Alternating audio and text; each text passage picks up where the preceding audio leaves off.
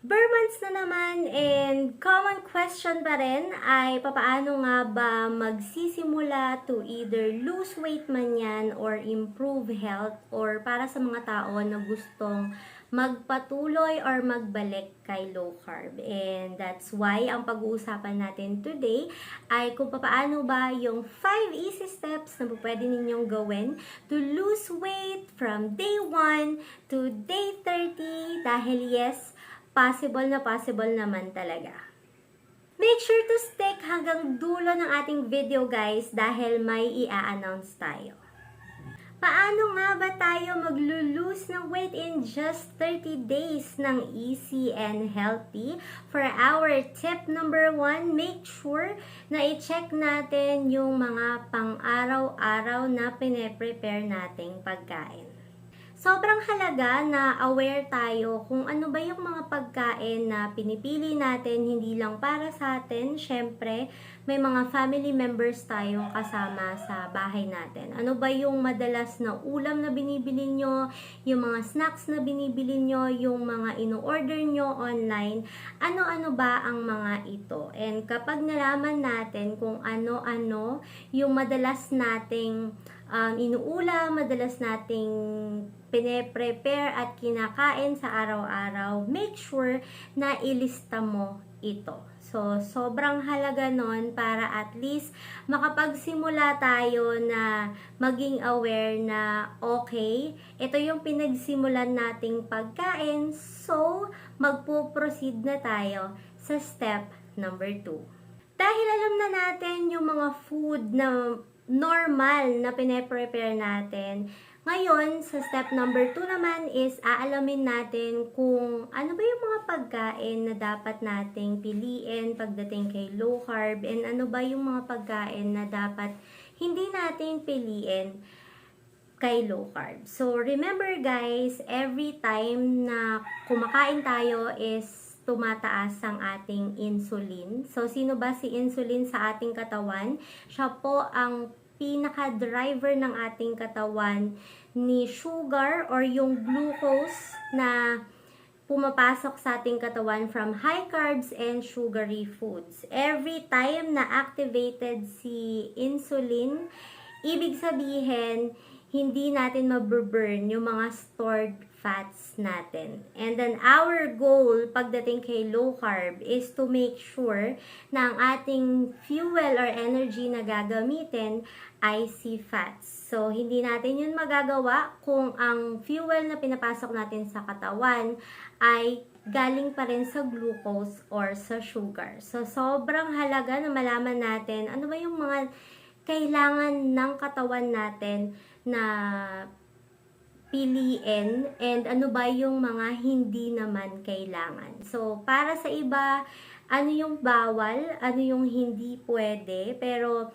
kung gusto mo na mas maging positibo yung maging journey mo, yung mga sinasabi nating aka bawal, yun yung mga hindi naman talaga kailangan kasi ng ating katawan. Most of the time, yes, masasarap sila, pero hindi yun nakaka-benefit sa katawan natin. And yung mga dapat piliin or yung mga sinasabing pasok kay low carb, yun yung talagang mga kailangan natin if you really want to lose weight and lalong-lalo na to improve your health. Yung mga list ng food na pasok at hindi ay yun lang yung mga food na ideas na pwede ninyong sundan, pero actually marami pa talaga yan. Pero yung basic na pwede ninyong sundan ay lalagay ko sa ating Facebook page. So make sure na naka-follow kayo sa Shea Jella page para makita ninyo yung mga list of foods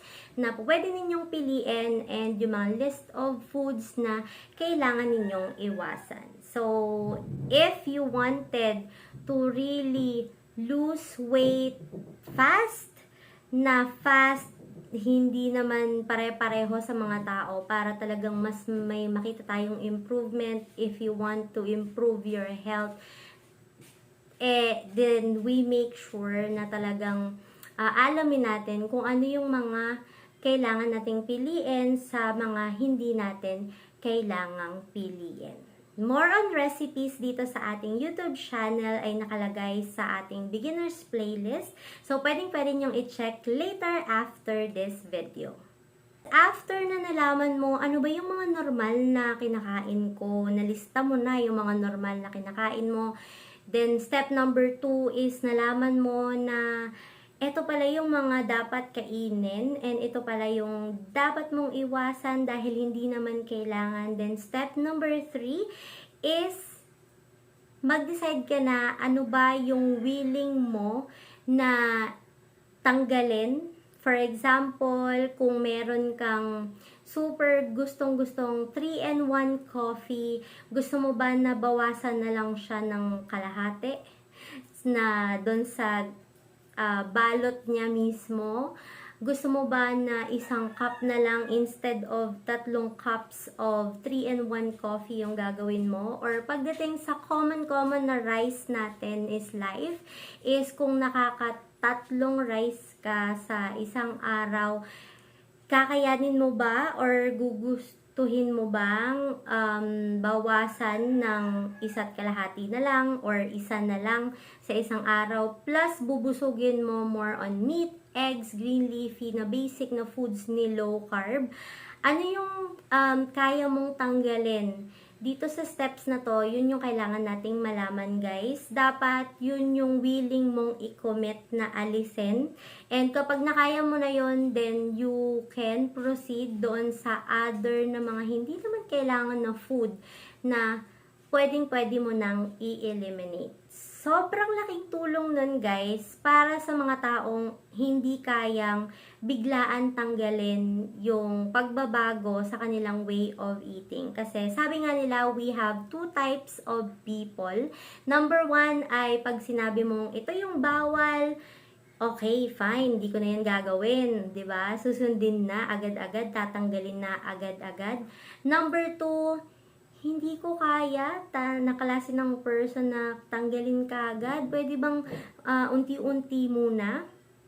More on, nandun ako sa second type of person, guys, na or people na unti-unti yung mas gusto ko na pagbabago kaysa na tanggalin ko talaga siya agad. Kasi more on yung mga tao na binabago siya dahan-dahan ay more on nagiging successful pagdating sa change na ginagawa nila. And samahan mo pa ng sobrang linaw na goal at reason kung bakit nila ginagawa yon, then talagang magsasucceed ka. So, alam mo na yung mga normal mong kinakain, then nalaman mo na ano ba yung hindi naman talaga kailangan at yung kailangan ng katawan nating mga food choices. And number 3 ay na-decide mo na kung ano yung willing mong tanggalin ng mga hindi naman kailangang food choices natin. Then, ready ka na para sa number 4 natin, which is eat when you're hungry and stop when you're full.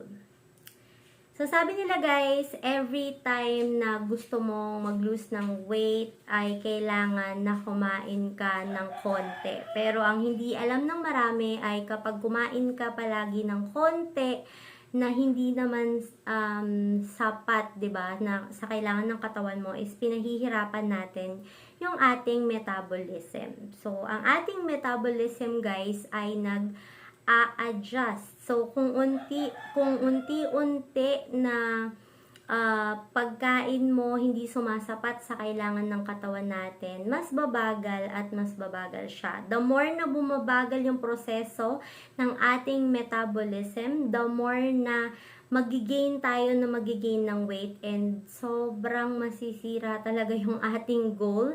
Number 1, to again lose weight, and number 2, to stay healthy. So, kapag alam mo na yung mga best na food choices na kailangan mong piliin, kay low carb way of eating natin is make sure na focus tayo doon and eat when you're hungry and stop when you're full. Hindi tayo nagpapagutom sa klase ng way of eating na ito, guys. Make sure na kapag nagutom, piliin natin yung mga low carb meals, especially yung mga protein and healthy fats dahil yun yung sobra-sobrang kailangan talaga natin. And may mga tao na kung hindi ka naman sensitive when it comes to mga vegetables, ganyan, or seafoods, then pwede mo ding idagdag yon. Pero para sa mga nagsisimula, sobrang laking tulong ng protein and ng ating healthy fat choices para ma-make sure na talagang mababawasan ng ating cravings dahil sobrang matutulungan niya tayo na feeling busog or feeling full lang tayo, 'di ba? So, make sure to eat when you're hungry and stop when you're full. Kain lang ng kain hanggang sa mabusog, and then kapag nagutom ka pa, then kumain ka. Basta again, low carb way or low carb meals yung ipe-prepare mo. For step number 5, guys, ay make sure to maintain or ituloy-tuloy mo lang yung paggawa mo kay low carb. So, nagawa na natin yung 1, 2, 3, 4 na step. Then, pagdating sa ating last part na step, guys, is make sure na ituloy-tuloy mo lang. So, again, para sa mga nagsisimula, hindi naman kailangan na super perfect agad nating magagawa yung mga bagay-bagay, especially kung sinisimulan pa lang natin. Yes, sa simula, guys, sobrang daming failure, sobrang daming maling choices na magagawa natin. But it's up to you to stand up, to learn more, na okay, so sa aking next meal, ganito pala yung dapat kong gawin. So, bangon-bangon lang, aralin mabuti ng patuloy si low carb, and gawin lang natin ng paulit-ulit ng tama. Okay? Especially para sa mga tao na hindi lang lose weight yung kanilang goal and health goal, especially for PCOS fighter like me, hindi natin kailangan mag-stop sa, okay, nagawa ko na tong goal ko na to, so mag-stop na ako dito. Again, this is not just a one-time program for you to lose weight. This is a lifetime way of eating na it's up to you if gusto mong gawin, dahil this is really something na makakatulong sa atin every day para makagawa pa tayo ng maraming bagay dito sa ating mundo. Okay? So, tuloy lang kahit na nagkakamali. Always make sure na kung nahihirapan talaga kayo and may health issue, please make sure na guided kayo ni doctor. Lalong-lalo na yung mga nagme-maintenance, 'di ba? Yung mga kailangan ng gamot na i-adjust. Make sure na guided kayo ni doctor. And kung talagang super nahihirapan na kailangan talaga ng one-on-one na kausap para lang mas maintindihan, then you can find a low carb doctor or a low carb coaches na pwedeng mag-guide sa inyo. And syempre, yung mga low carb coaches natin, guys, kailangan magpa-partner din kayo again para mas safe tayo sa mga doctors. Mas maganda kung low carb doctors para mas maging safe tayo para sa ating health. And may tip tayong super bonus from tip number 1 to tip number 5 lang dapat. And tip number 6 natin, guys, is to make sure na i-improve ang inyong klase ng mindset. Okay? So, nung nag-start ako kay low carb, I really have a clear mindset na kaya ko to. Bakit? Because sobrang nakakapagod ng uminom ng maraming gamot. Sobrang nakakapagod ng magpabalik-balik sa doctor because of all the PCOS symptoms na nararamdaman ko na nagpapahirap sa akin. Kaya talagang kailangan kong maging determinado. And I'm not saying na umabot kayo sa ganun ka-determinado because na-diagnose na kayo. Earlier from now, make sure na i-clear nyo na sa isip ninyo kung bakit gusto nyong gawin yung pagbabagong to. Is it because gusto mo lang talagang magbawas ng timbang, or is it because gusto mong mabuhay ng matagal kasama ng pamilya mo? Dahil may iba-iba talaga tayong reason, guys, and it's something na hindi ko makokontrol or mahuhulaan sa inyo. But biggest na natutunan ko in my low carb journey, guys, I have a positivity mindset na yes, kaya kong gawin to, maniniwala ako sa proseso, yes, kaya kong ipagpatuloy to kahit sobrang hirap, gagawin ko kasi alam ko naman yung goal ko na kailangan ko mag-improve dahil gusto kong mas makasama ng matagal ang family ko. So, improve your mindset. Focus on the things that you can control. If may mga comments sa inyo na, ay, hindi ka naman nagbabago, ano ba yan? Kahit anong-ano na yung trinay mo, hindi pa rin. Iba-iba tayo, guys. You cannot compare yourself to others. The same as others, hindi nila kayo pwedeng ikumpara sa ibang tao. So, focus lang kayo sa sarili ninyo and i-enjoy ninyo yung journey and make sure na yung mga maliliit na progress na ginagawa ninyo is i-celebrate din ninyo. Kapag yung bonus na yan ay nagawa ninyo, guys, na super positive kayo, super ini-improve ninyo yung mental health na meron kayo and talagang focus kayo sa goal na meron kayo, sobrang daling gawin ng tip number 1 and tip number 5 na mga binanggit ko. And hindi ko sinama si intermittent fasting, hindi ko rin sinama si exercise, guys, because starting a lifestyle, especially losing weight and improving your health, doesn't help to put another stress level ni intermittent fasting and ni exercise. So, sa first 30 days na gagawin ninyo si low carb is make sure na nakafocus kayo kung ano yung mga nilalagay ninyo sa inyong plato. Kung ano yung mga pinipili ninyong pagkain. And ituloy-tuloy nyo lang yon from day 1 to 30. Hindi nyo kailangan ng intense na exercise. Hindi nyo kailangan na sobrang tagal na intermittent fasting because kapag nandun na kayo sa tamang choices ng food, your body will give you more energy to exercise. Your body will tell you na, uy, ready ka nang mag-fasting, and automatic na yung mangyayari and hindi na makakadagdag sa stress mo. Remember, ayaw din natin ng stress. So, those are the 5 steps na pwede ninyong simulan as a beginner, guys, or nagbabalik kay low carb or gustong magpatuloy kay low carb way of eating para ma-make sure na mag-lose kayo ng weight in just 30 days or mag-improve yung inyong health in just 30 days. And bakit ko nga ba chinichika sa inyo yan today? Because I am inviting everyone to join our 30 Days with SJ Stay Low Carb Challenge with me, and that will be happening from September 1 to September 30. So yes, literal na 30 days lang tayo, guys.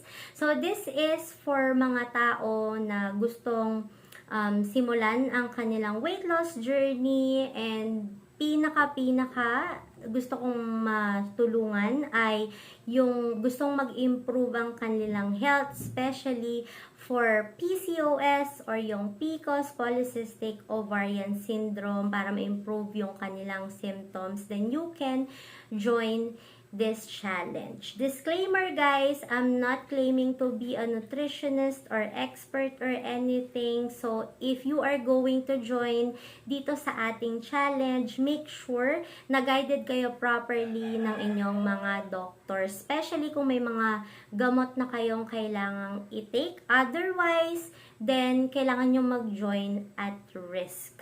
Okay? At your own risk. But, pinopromote natin dito guys ay ang healthy way for us to do the weight loss and for us to improve our health. So, always make sure na properly guided tayo ni doctor. Paano tayo makaka-join? Number 1 is obviously, you have to watch this video. So, from the start hanggang dulo. So, kung tinapos mo talaga to, then malalaman mo yung chika. So, watch this video and then make sure na i-share ang video na ito sa inyong Facebook profile. So, dapat nakita natin yung Facebook na sa inyong Facebook profile yung ating video na ito para at least ma-reach din natin yung mga tao na kailangan ng ating mga tips na to. Hindi natin alam na baka, 'di ba, may nangangailangan ng tulong na pwede nating ma-reach. Second is, kapag na-watch nyo na and share ang video na ito guys, is make sure na kayo ay subscribe first dito sa ating YouTube channel and sa ating Facebook page na si Shay Jella. So, Shay Jella YouTube channel, Shay Jella Facebook page, and sa ating TikTok na Shay Jella account din. So, make sure na subscribe kayo dyan guys dahil iba't iba yan. Dito sa ating YouTube channel, super videos na talagang helpful with the recipes. Doon naman sa ating Facebook ay nag-regular live kasi tayo doon. Super helpful yung mga short video ideas, yung mga tips and more connections sa atin dyan sa Facebook natin. And more connection pa sa ating TikTok account. So make sure na nakasubscribe kayo in all. Subscribe and follow in all social media natin ni Shay Jella. Okay?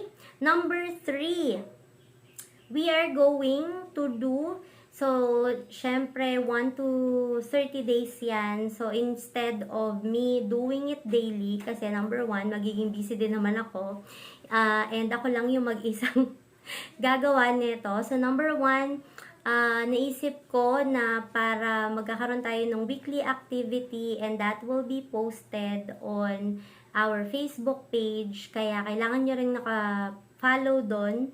Make sure na active kayong nagko-comment ng ating ilalagay na activity for a week. And syempre i-check kasi natin yon kung sino yung mga active na nagko-comment para din makatulong, maka-inspire sa ibang tao. So, why join? Number 1 guys, again, this 30 days challenge ay ginawa ko especially para sa mga taong gusto na talagang mag-lose ng weight, and pangalawa, to improve their health, especially sa mga PCOS fighter like me. So, this is going to be free. Pero kapag pasok kayo doon sa mga criteria na yon na binanggit ko, I will be having a gift for a winner. So, sa lahat ng active from week 1 to week 4 na nagko-comment doon, ay mamimili tayo, magdodraw tayo ng raffle to receive yung SJ package gift na ibibigay ko sa inyo. Something na gusto ko makatulong lang din to motivate, but remind you guys, I wanted you to join this challenge hindi lang dahil sa ating pag-gift, 'di ba? I wanted you to join because you really want to change for your health. And hindi lang para sa sarili ninyo, kundi para na rin sa family ninyo. Pero syempre, let's make it more exciting, 'di ba? Mas nakaka-excite minsan kapag merong pa-price na something para mas mapupush tayo na gawin yung isang bagay. Pero again, ang pinakamalaking prize na super excited ako, hindi lang na magkasya yung damit ninyo, is pinaka gusto kong marinig sa mga feedback ninyo due on that 30 days challenge is yung improvement ng pakiramdam ninyo and also ng health ninyo. Yes, I will be joining that challenge guys, September 1 to September 30. I will do my best to vlog week 1 to week 4 kung ano yung mga tips na po pwede ninyong makuha, na po pwede ninyong gawin. And pwede ninyong matutunan para mas makatulong sa journey ninyo in that 30 days. So, comment nyo na down below kung sino magjo-join, and I will see you in the next 4 more weeks, guys. Abangan niyo yung ating post sa ating Facebook page for more details. Pero yun yung mga criteria so far, and I'm so excited to do that with you all. So, I hope na nakatulong itong video na ito, guys. If it does, make sure to click on like. Make sure to comment down below kung meron kayong feedback, requests, and anything. And make sure na mag-subscribe for more weekly videos up next. And yes, you have to subscribe, especially kung isa ka sa mga sasabay dito sa ating 30 Days Challenge with SJ. So, see you next time, guys. Thank you so much for watching. Don't forget to always keep going. Bye!